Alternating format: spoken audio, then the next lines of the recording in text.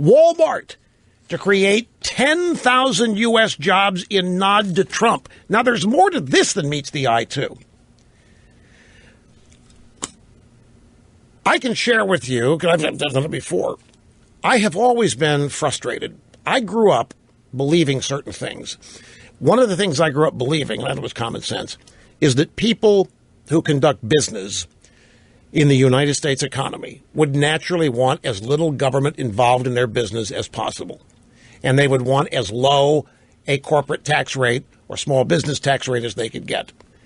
And I have been repeatedly stunned to find out how many businesses can't wait to get in business with government. And I slowly learned that it's actually easier to get business with government than to beat your competitors in the market. If you can have a crony relationship with the president, a crony relationship with power brokers, House and Senate, it may help you do battle with your... And then as liberalism invaded and its tentacles spread even deeper into our society, I began to wonder why it was, as deficits mounted up and as income stagnated, why didn't people instinctively know that getting government out and letting the free market work with as few regulations as necessary, why isn't that an automatic? Why isn't that something that everybody goes to? But look at what's going on here. Walmart creating 10,000 U.S. jobs in nod to Trump. Is it really Trump? Is it, I guess what I'm asking, did Walmart never on their own think that taking action to build up the U.S. economy would benefit them? Is it just that Trump is doing all these things, making, threats, promises, however you want to look at it?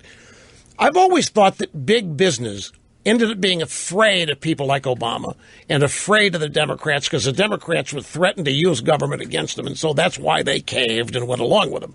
Now, Trump's coming along and is, well, it's not just Walmart. General Motors has announced 10,000, no, same story. General Motors is $1 billion fresh U.S. investment and creation of more than 1,000 new jobs. My point, why does it take Trump getting elected to do this?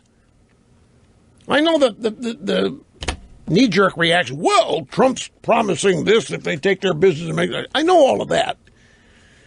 But, Trump spent the last year and a half talking to Americans about a different version on growing the economy and bringing jobs back to America. And his agenda, Trump's talks on the economy, they were clear, they were simple ideas expressed by somebody who sounded very confident that he could do it, that he could rebuild America's manufacturing base. He could rebuild and reignite the U.S. economy.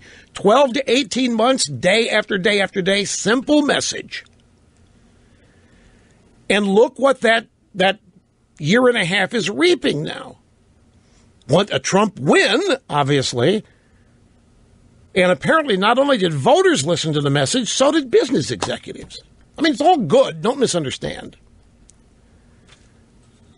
But I guess what I'm asking is, why is what Trump was saying about the economy revolutionary?